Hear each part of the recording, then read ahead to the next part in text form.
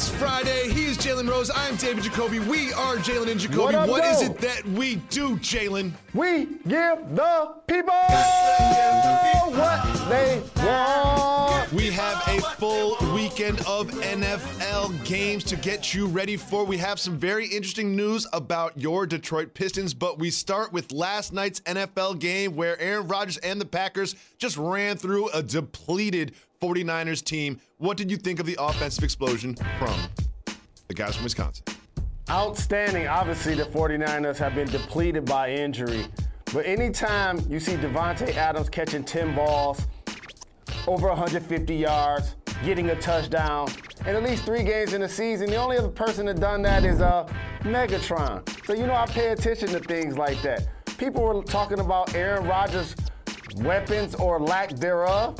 Haven't I been somebody consistently, Jacoby, that's like, wait a minute, Rodgers is top tier, Adams is top tier, and you see what he said after the game yesterday, you're like, wait a minute, I'm actually the best receiver in the game. And I told you that Aaron Jones was top tier, he was back as well. So the Packers, their offensive triplets are not their issue. Their defense in particular, stopping the run, has been their issue. Absolutely. Now, Davante Adams was asked if he was the best player in the game. He said he's not conceded, and he is. And I was like, is he? And I started looking at some of the numbers. He has more TDs than anybody else in the league. Okay. 675 yards, 5th in the league, 6th in the league in receptions. And then I was like, oh, wait a second.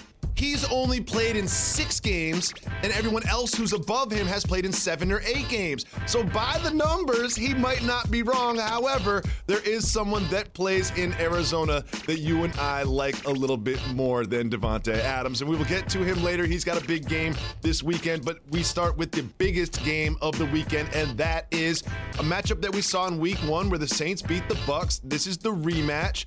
What do you expect to see from this Saints offense? Kamara and more Kamara.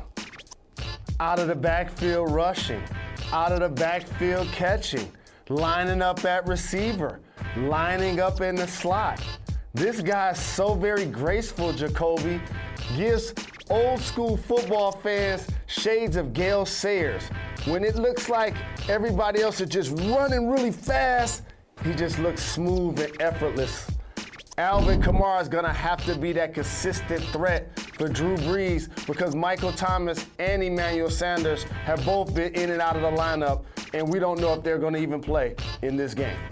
It seems like every time Kamara touches the ball, he goes for 8 yards. Whether he's catching it, whether he's running it, and he always seems to get the corner and get first downs constantly. However, the Bucs have the antidote for Alvin Kamara, and that is the best linebacking duo in the league, David and White. Also 2 words that you would use to describe me, David Jacoby. However, this team has the 2nd most sacks in the league, too. And White and David are so fast that I think they're going to give Kamara trouble turning the corner. I think without Thomas and Sanders, as you mentioned, they're leaning on Kamara so much. It seems like he touches the ball like 2 out of every 3 plays that the Saints run. I really think that this Bucs defense is going to be the reason that they beat the Saints this weekend, not all the weapons that they have on offense. And, of course, I feel obligated to ask, this is obviously the debut of Antonio Brown, another weapon for Tom Brady. What do you expect from him? How many snaps? How many targets? What do you think will happen with Antonio Brown and the Bucs? For him, it's great to just be back in the league. He's had a tumultuous last couple of years in and out of the game. And a lot of times, as he alluded to, you don't truly miss the game until it's actually taken away from you. And I give Tom Brady a lot of credit for him getting this opportunity. And I believe that he understands if he screws this opportunity up, there won't be any more opportunities. So don't be surprised if Tom Brady looks to try to get him involved. He's going to try to get Gronk involved, of course, and now they found their old school magic. Remember when he played 1 game with AB against the Dolphins, I believe he actually scored a touchdown. So don't be surprised if the Bucs try to get AB and pay dirt. Well, that would be significant for another reason as well, because Tom Brady and Drew Brees keep going back and forth on the all-time TD list. How cognizant do you think that these 2 are when they play about that all-time TD title? You know I'm huge on not beefing down. What Tom Brady has been able to do, Jacoby, is because of his excellence in his 6 championships. Other all-time greats like Peyton Manning had to initially take as many stats and touchdown passes as they can get. And then all of a sudden, Manning won him 2 Super Bowls and validated. Drew Brees, the exact same thing, getting all of the stats, putting all of the numbers, getting all the touchdown passes, and then he got a Super Bowl. Now they're both past 40 and they're still in the league. So while it's going to mean something to us to cover, trust me, it's going to mean a lot more to Drew Brees than Tom Brady, who has more touchdowns passing when they both retire. That's a good point. Now, both of these quarterbacks have been or are MVP level performers, but this year's front runner for the MVP at the midway point is pretty clearly Russell Wilson. Russell Wilson and his Seahawks go on the road to Buffalo. What do you expect to see from Seahawks on the road in Buffalo? Look at that deep ball, Jacoby. That reminds me of how I used to want it to look like on Madden. You can't hand it to a player more efficient than that. You see how Russell, look at the flick of the wrist. Look at the flick of the wrist. Nobody's doing it better currently in the game, and you see Lockett the Rocket getting out there deep, and Metcalf. What's going to happen with your die easy Bills at home, Jacoby? Are they going to be able to stop Russell from throwing deep? Hold on. Jalen, no one can stop Russell from throwing deep, but here's why the Buffalo Bills are going to beat the Seahawks this weekend. The Seahawks are great on offense. They've got all those weapons. The Seahawks give up 358 yards a game in the air. Again, 358. That is not just worse in the league. That is worse in the league by 46 yards a game. They cannot stop teams from throwing the ball on them. And Josh Allen has himself a new toy this year. That is Stephon Diggs. The Allen to Diggs connection you will see is going to score a couple touchdowns. I'm talking like 150 yards for Diggs. This is going to be another one of those Seahawks games that goes down to the wire. Something weird happens at the end, but it's going to be their inability to stop other teams through the air, which plagued the Seahawks all year long, is going to hurt them in this one, which is why I have Buffalo with the upset. And it's not just through the air, Jalen Rose. Buffalo the last couple games have been doing it on the ground. Not the biggest names they're rushing the ball in the NFL, but Singletary and Moss have been pretty productive as a tandem. 126 yards a couple weeks ago, 190 yards last week. I have Buffalo as an upset in this one, and you look like you disagree, Mr. Rose. I know David Jacoby very well, friends and brothers from another for over a decade. I know what you're doing right now. What's that? I know what you're doing. I've gambled with you. You're putting all of your chips in the middle of the table for your die easy Bills. You talked about how great the defense is. You talked about how great Josh Allen is. You talked about how great Diggs is. We're the only show to ever talk about Singletary and Moss, and their run game is so underrated in the league. Because if they lose after you pick them, they're going to really let you down. Oh, I'm off. And I think if they let you down, you're going to jump off of the bandwagon. Another bandwagon. I think this topic is all about you. Way off it. Of course. I see the Bills winning at home. And remember where you heard it first, Jalen and Jacoby. Next up, we have, this is ESPN that you're watching, it's Jalen and Jacoby, but from time to time we turn into the Cardinals News Network. That is because early in the season, we decided that we were going to support this Cardinals team because Kyler Murray and DeAndre Hopkins, they play against the Dolphins. What do you see in this one from Murray on the ground and Hopkins receiving? I think in an election year, I need to sign a petition. I think if the Cardinals make the playoffs and win a game, you need to get an image of Cliff Kingsbury during the draft behind you on your wall. What do you think about that? I mean, it's great architecture. Kyler I love this home. Jacoby. That's what I see. I see Kyler Murray throwing to D-Hop. And you know what I think? Let me tell you what I think. He was watching Adams last night, and he heard my stat. He heard catch 10 balls, get 150 yards, score a TD. That's what D-Hop is going to do this weekend. He saw Adams. I have DeAndre Hopkins as the best receiver in the league. However, Jalen, you know how I jump from bandwagon to bandwagon, and we're on the Cardinals bandwagon right now? Don't tell DeAndre Hopkins. I think they lose this game. It's the Dolphins defense. The Dolphins give up 18.6 points a game. That is the lowest in the entire league. You saw last week what they did to the Rams, and they score points too. And everyone points to Tua and how poorly he performed at 90-something yards, only 12 completed balls or whatever.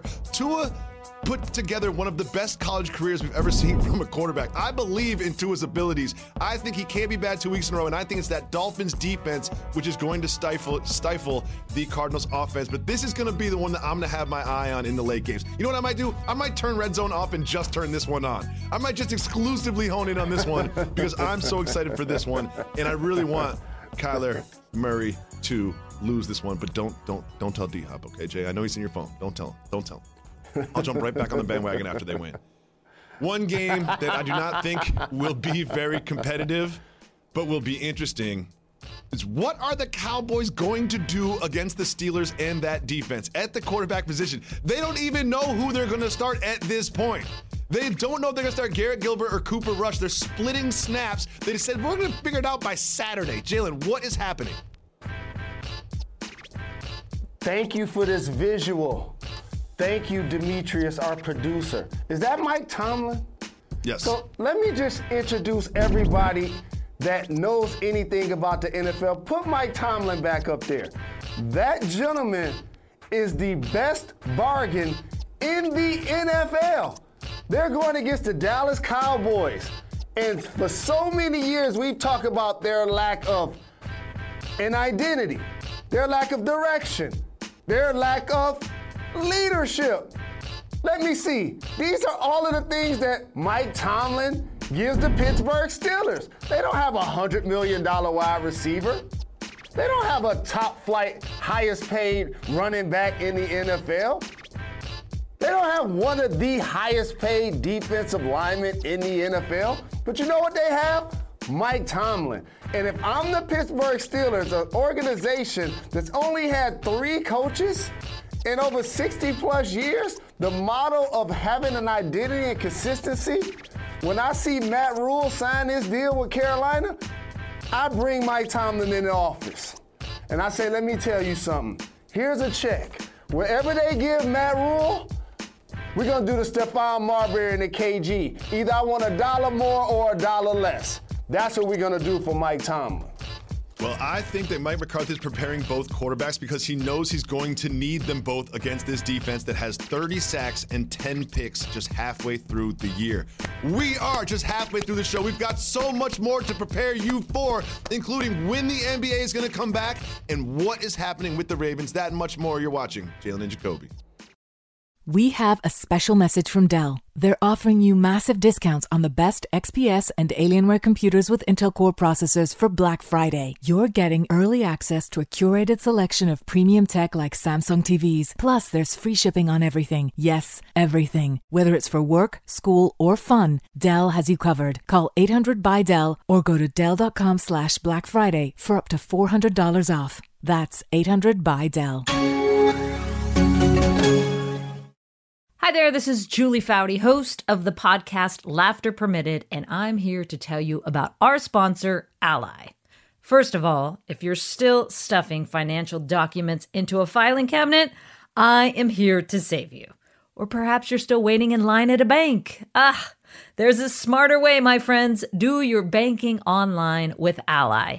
Anytime, anywhere, the name is the mission. Ally is your financial ally. Let them make your money work smarter while you get to play, which for me means more time to surf and hang with my sometimes adorable kids. Visit ALLY.com/savings to learn more. Ally Bank, member FDIC. Coming to you live from Pier 17 in the South Street Seaport and brought to you by Chase. Welcome back to Jalen and Jacoby. Jalen, it is now time for the segment where you decide what we discuss. It is Keep It Moving. Woo! We been moving, you know, we keep it moving. If you want to discuss the topic, say hit the brakes. If not, we will keep it moving. And we start with an official announcement that the NBA season will start this year, 2020, December 22nd. Jalen, a 72-game season starts 3 days before Christmas. There will be games on Christmas. What does that mean to you? This just warms my heart. Congratulations to the NBA for completing a season, getting us to a champion. Also, now preparing to start a new season. it's amazing work and organization of the league and the players working together to get this done.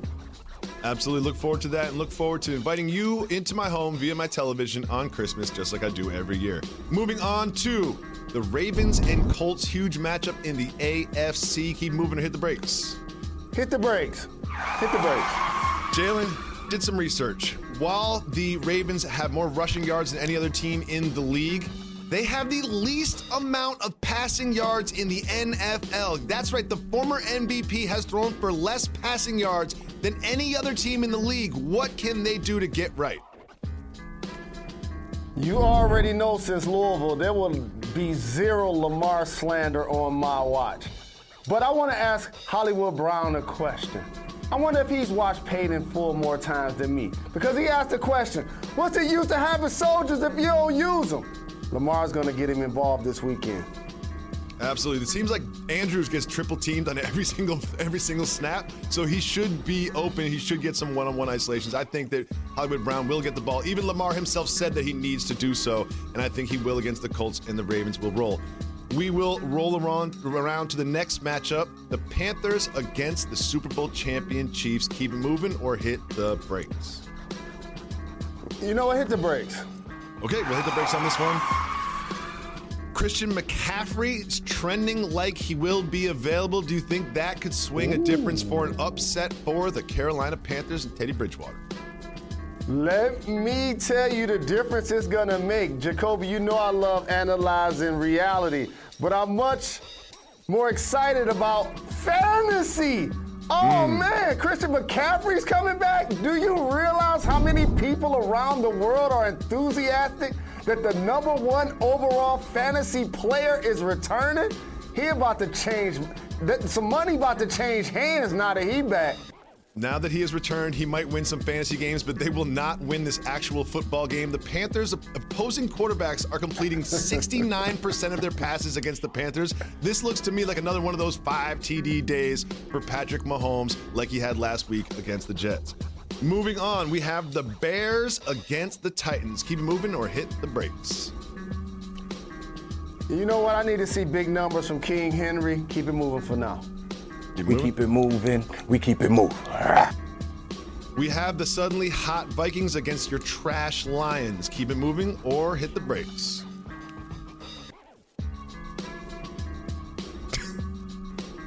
I'll keep it moving for you. Let's keep it moving. We don't want to talk about it. We keep it moving.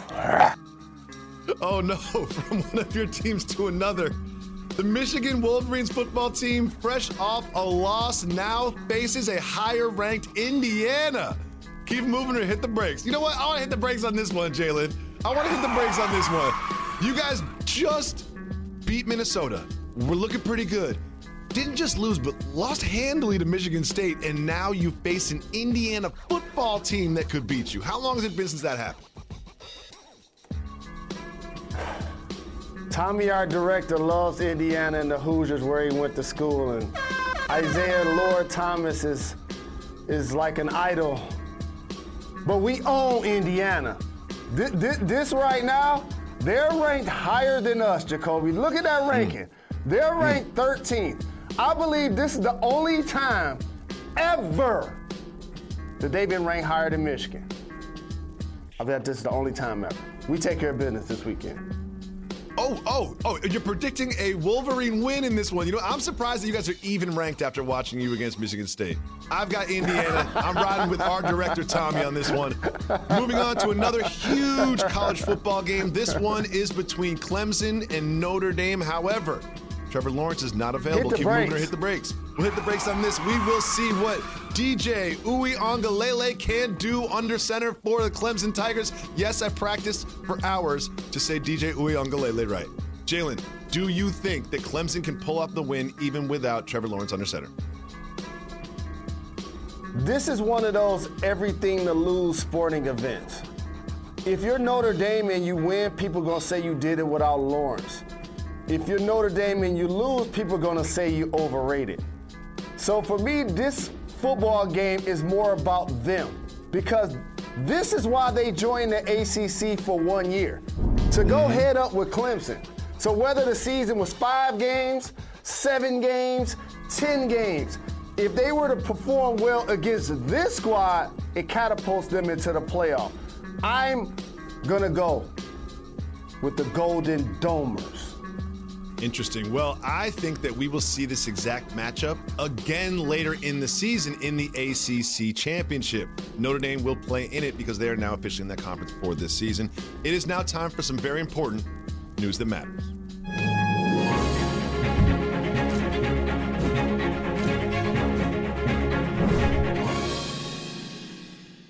Jalen, while we are dealing with climate issues here on the planet Earth, I would like to tell you about another planet with a different type of climate. That, of course, is K2141b. It is a planet some solar systems away where the oceans are lava and it rains rocks.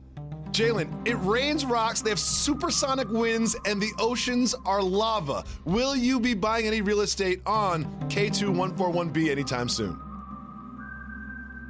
You know what that reminds me of? Hear that description again.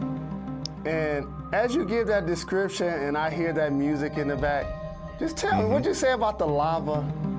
What did you say about the rocks? The oceans are lava, it rains rocks, and there are supersonic winds. That reminds me of the time when I was 15 and was at my first adult entertainment establishment. Just go to break before we get canceled. Go to break. It was right.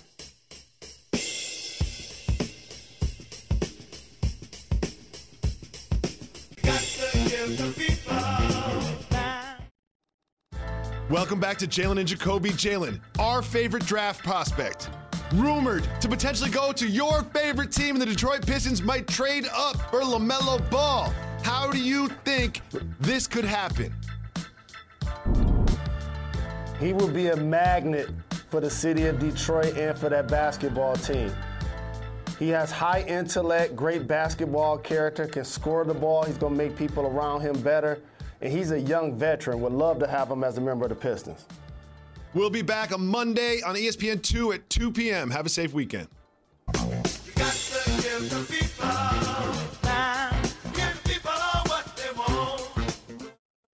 Jalen, a couple things I want to discuss with you.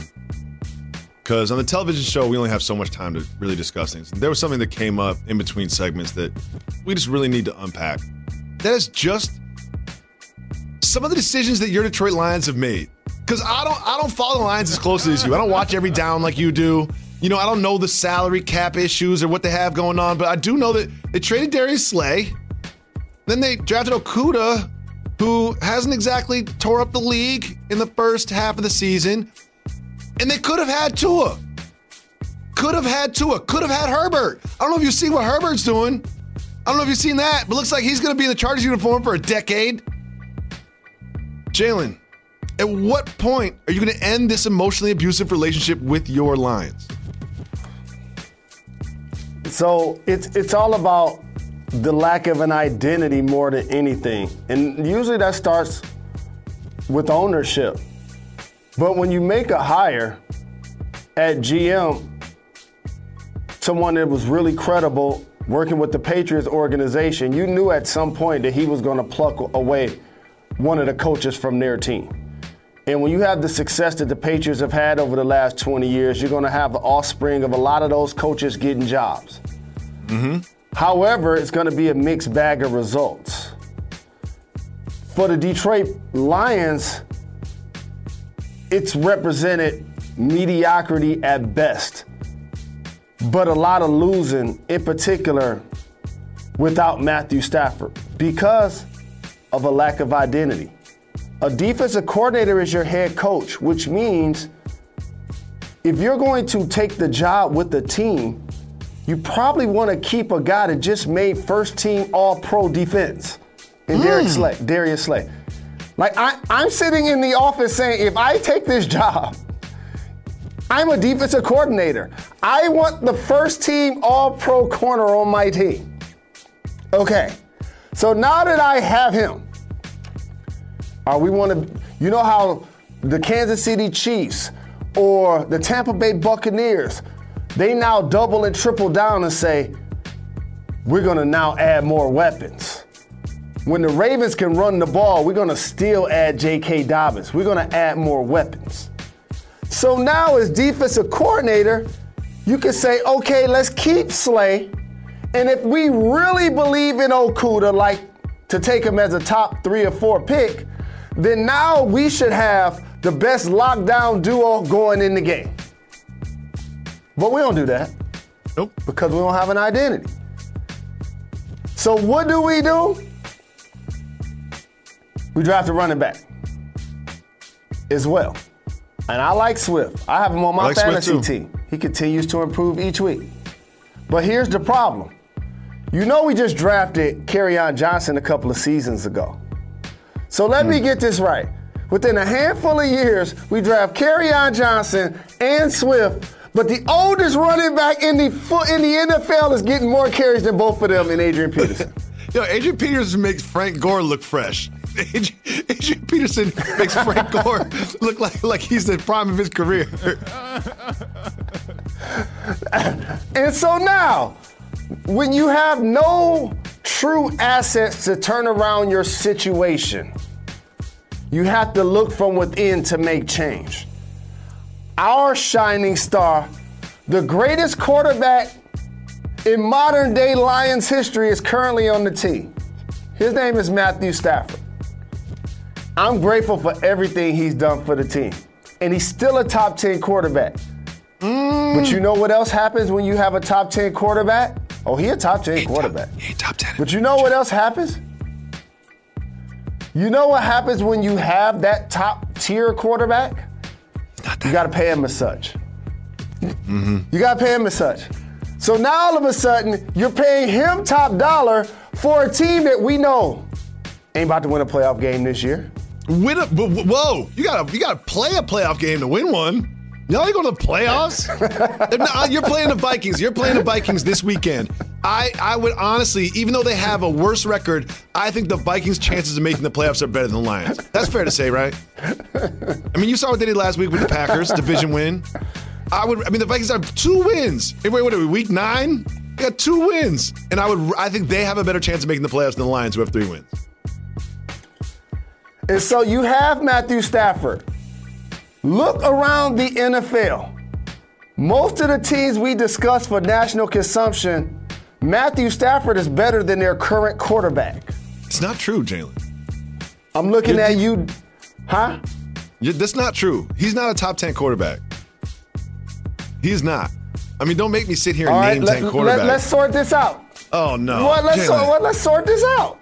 Okay, first of all, I mean, we have a long history. We're giving smart, intelligent commentary. We have a long history of every time we make a list, we leave people out. So every time we make a list, I have to point that out. So if you're on a jog or you're driving in your car and we forget a quarterback, then just let us live, okay? Just let us live. But I gotta say this about Daeezy Jacoby. Soon as we start doing the list, you're gonna be like people like Herbert and Burrow are better than him. I know you very well. Burrow is much better than Matt Stafford. He's got like the 3rd most yards in the league. And he gets 300 yards every week. And he does. First of all, okay. Mahomes, Lamar, Rodgers, Murray. I gotta start using my computer for this, man. Why you make me do lists? I hate doing lists. Mahomes, Lamar, Murray. I'm just gonna put Burrow up there because he's on there. Jackson. I did say Jackson. What other teams we got? Hold on. Take a deep breath. I'm going to tell you who you said. Take a deep breath. I actually wrote them down. You said Mahomes. You said Jackson. You said Aaron Rodgers. You said Murray. I'll give you Tom Brady. So now that's 1, 2, 3. That's 5. Burrow. I'm definitely taking him. Definitely taking Burrow over Stafford. Murray, I'm taking Murray over Stafford. Murray can run. Oh, there's a gentleman by the name of Russell Wilson. I'll also give you Russell Wilson. Gentleman by the name of Russell Wilson. So now we're up to 8. And now you get down to that Dak Prescott hurt, but I'll take him. And then he's not currently playing. No. Well, guess who else ain't currently playing? Matt Stafford. Okay. Guess who else ain't currently playing? Matt Stafford. and then I'm sure I'm forgetting somebody, but I'll take Breeze. There you go. That's 10. And I'll take Herbert. I'll take Herbert and Josh Allen. There's 12 right there. He's not top 10 anymore. Why you make us do this exercise? Why you make us talk about the Lions for 7 minutes on the pod? I just asked a simple question. Lions, please. The Lions have supporters, and all I know is the rest of the world need to be loving Detroit and Michigan right now. So they do. You see me repping my Pistons gear. Appreciate you. Go out and buy your Wolverine gear. Y'all need. When I say Detroit versus everybody and what up though, and I boss up, y'all need to be like, you know what? I'm going to visit Detroit. All I'm going to say is, if you love Detroit and you're appreciative of the role Detroit plays in our country, when you get a chance. In particular, post-COVID, don't bring it there. Sorry, we don't want you right now. Post-COVID, bring your tourist dollars. Okay. Jalen, so I want to talk about my lifelong love of the Buffalo Bills and how I'm a huge Bills fan, because it is uncanny. Because let's talk about Pete Carroll. Lifelong, was that 5 weeks? Lifelong. Oh, yeah, lifelong. It's been about 10 weeks. Jalen, they played the Seahawks. 10 games. I know, because I picked them up in the preseason. Come on. And I'll be off them if they lose the Seahawks. But, you know, I did a little research. The Seahawks give up so many passing yards a game. 46 more than the second. 46 more. And you think about the Legion of Boom and Pete Carroll, like, I always just assume that, like, I associate the Seahawks with good secondary play. I just do. But that's not there anymore. That's not happening anymore. They don't even have, like, a pass rush. And what I associate the Seahawks with now is last-second Russell Wilson drives. And now I understand why they're always needing a last-second Russell Wilson drive, because they're losing to teams like the Cardinals. I didn't get a chance to tell you this on the show. Oh, go ahead. But just so you know, their best person in the secondary is returning this weekend, Jamal Adams. Yep. Jamal Adams is returning. So that's going to have an effect on those pass yards for sure. They need him. Jamal Adams is like literally my favorite defensive player in the NFL. I mean, people didn't see him because he was in the Jets, so people didn't talk about him or see what he did. But like, if you watch Jets games, like, he stops runs, he plays coverage, he spies quarterbacks, he blitzes, he does everything. He's what you call a Swiss Army knife. Swiss Army knife. He's great, and they're gonna need him. They really, really need him, because we talk about the Seahawks as legitimate Super Bowl contenders, but you can't give up more passing yards than any other team and be a legitimate Super Bowl contender.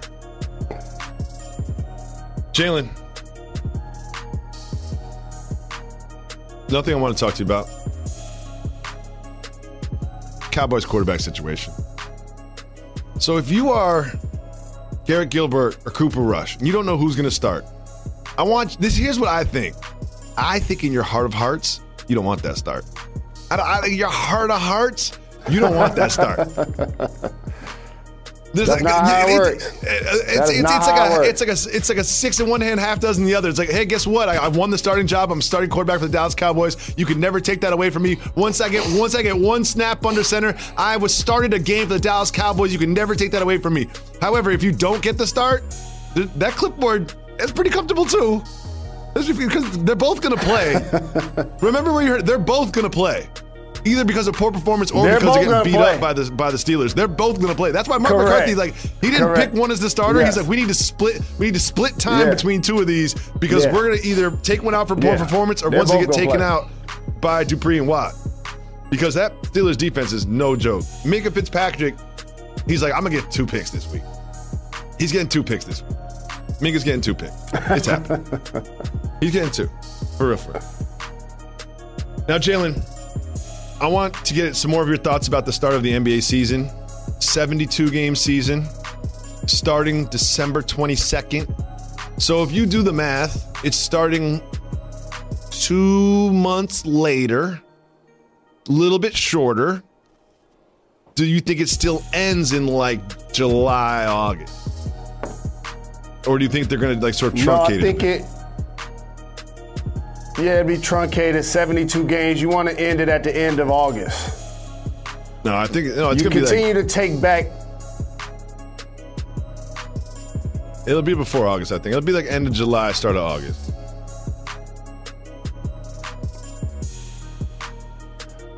Correct. Great correction, D. That's the major factor in this trying to get the deal done, because the NBA has so many international players and American-born players that want to play in the Olympics. So but the thing I want to see happen, Jacoby, that's going to be interesting is how are they going to get LeBron to play on the 22nd and the 25th, and then how they're going to juggle the Lakers' schedule for him not playing again to either Martin Luther King or Jalen Rose's birthday. Oh, no, he ain't playing. He's going to play at Christmas. He's going to play at Christmas like an exhibition. And then he's going to go on vacation. You're going to follow him on Instagram. He's going to be on a yacht somewhere in the Caribbean while the Lakers are playing, starting Jared Dudley in his spot. Correct. Like that's what you're going to see. Correct. He's going to be like, go Lakers game day from the yacht while he's sipping on a smoothie. Correct. That's As he should. As he should. And Well, while we're also- talking about the NBA, I must say this. The NBA, never underestimate the power of your public figures. I saw what happened in Wisconsin. Don't think the Milwaukee Bucks and their players making phone calls didn't have an influence on that election. I see what's happening in Georgia in that Senate race. Don't think the WNBA players and their stance didn't have an effect on that race. NBA players demanding that NBA owners opened arenas to make them polling sites. Don't underestimate the effect that had on this election. So I want to thank all athletes and leagues that participated. That's why there was more voter turnout than the last couple of decades. That's a really good point, Jalen Rose. And we always say we give the people what they want. Part of that is listening to the people. So if you call 98580-JALEN, you can leave us a voicemail and we will put it on the show just like this.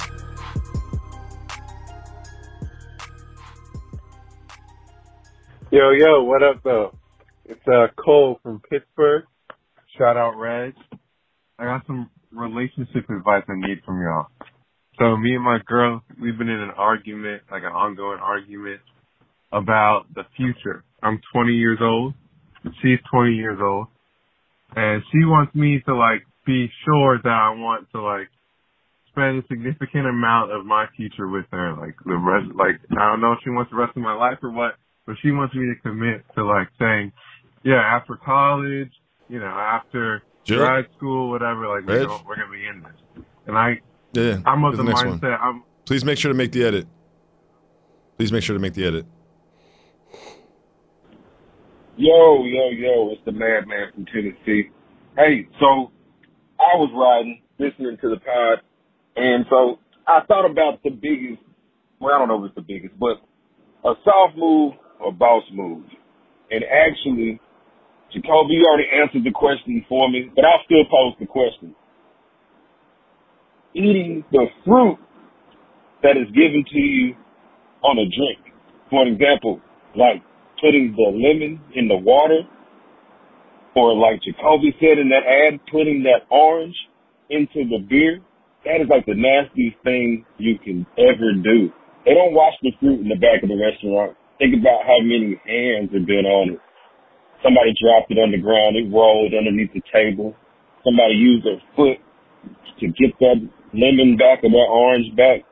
It's just so nasty, man. So I guess you can still pose the question. Soft move, boss move, eating the nasty fruit that comes with your drink. Appreciate what y'all do. Keep getting them checked. Keep giving them people what they want. Peace. First of all, big shout out to Madman from Tennessee. Leading the witness with the question. So I'm going to leave the nasty part out, but Jalen, soft move or boss move, eating the fruit that is garnished on an adult beverage.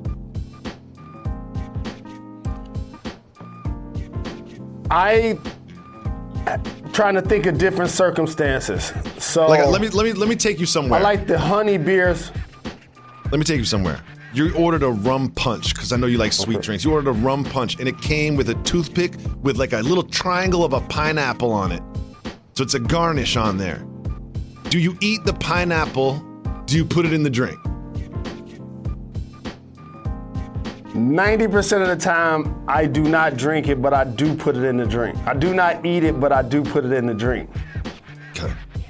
Now that I think about it, once I finish the drink, if it's my final drink, I guess I do eat it. So yeah, I do eat it.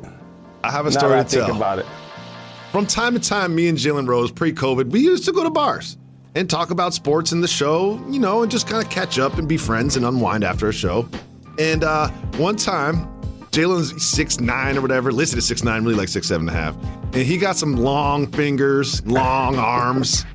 And we're at the bar. And you know, there's this little garnish trays, like right there. Jalen reaches over the garnish tray, lifts up the lid, mind you, and then digs those dirty long fingers into like a big bunch of raspberries and just starts eating them. Bartender comes over, lovely young lady. She's like, what are you doing? She's like, what are you doing? She's like, it's a health code violation. I'm supposed to throw all that fruit out now? She straight up scolded you. You felt bad. I'm sure you probably gave her like $1,000 or something because that's how you fix things. You remember this? That did happen. That did happen. I was hungry that day. I was hungry that day. Food, dog. Order some food. Order some food. It's like a fancy place, too. They're like black raspberries. It was just your fingers were all up in them. You had like 8 black raspberries just chomping on them. Yeah. Well, let me give you a different way to look at this. My mother was a key puncher at Chrysler over 25 years. But her part-time job, she also bartended at the Shea Bowl Lounge in Detroit. So when I was young, being the youngest in the family, I used to be the one that clearly cried when my mother left in the afternoon and the evening. And then at some point I started begging her to let me go to work with her. And then so she was taking me to work with her when I was a youngster. And immediately in that atmosphere, I learned quick how to hustle. So I became, in my own way, like her little assistant. That's why I learned how to take care of people and to get tips so very young. So I just paid attention to the game. I'm like, okay, the people that come up to the bar that know how to say please and thank you and know how to tip, they get more service and more attention. The people that was there last week that had bad attitudes and complained about their drinks and complained about everything, like they gotta wait. So I'm like, all right, cool. So I was the guy that the people that were unhappy, I found ways to get them their little stuff. Like, oh, you need quarters for the pinball machine? I got you. You know what I'm saying? That's how I get my little tip. You know, you want me to go over to the cigarette machine and put 75 cents in there and get you a pack of squares? I got you. And then before you know it, they start trusting me. Start cleaning off the cars in the winter Jacoby. So when they finish, they get their check. I'll start wiping out the car, go warm up the car. I wasn't even old enough to drive. Just warm up the car, wipe the car down so when they get in, the air on. And before you know it, I was going to the crib and I had a bankroll too. Look at you. And don't tell me I wasn't gonna be in there for years and not eat the fruit. I was crushing them cherries, crushing them. Eating the oranges, eating the lemons, that was dinner sometime, dog. I was crushing that food. No doubt about it. So it's a boss move. Boss move. Reg, you got to kill the music. As some of you that pay attention to the news know that it's been difficult here at ESPN and around the world. It's been a very difficult summer for everybody. And we just want to recognize that while it is the two of us that you listen to on the podcast or you see on the TV screen, we stand in front of an army of thousands of people that make all this happen at ESPN, hundreds of which just recently got the news that they're no longer going to be employed by ESPN. And some of those people have put their fingerprints and spent endless hours working on this very program. And it is every single person that was our colleague, that will no longer be our colleague shortly, that we just want to extend our thoughts and prayers and sympathies for, and let them all know that they are deeply, deeply appreciated. I hate this, and it's one of the toughest parts of being in this industry during a climate to where COVID-19 in a lot of ways has put our circumstances in dire straits, Jacoby. So many fatalities, so many people unemployed and furloughed and laid off and fired and losing their jobs, so many companies going bankrupt. And it always hits closer to home when it actually happens in your house. And when you see 300 of your colleagues being laid off, you start to look at the calendar and be like, Thanksgiving's coming up, Christmas is coming up, it's about to start getting cold outside. We know that families and youngsters are remote learning, and there's never a good time. And so we just want, in our own way, to send our love and our support to each of them, to each of their families, and hope that they find ways to continue to endure during this really tough climate. And it's just really sad that, you know, when you look down at your phone and you see those kind of emails, Jacoby, it's just really sad. Enjoy your weekend. Stay safe. We'll be back on Monday.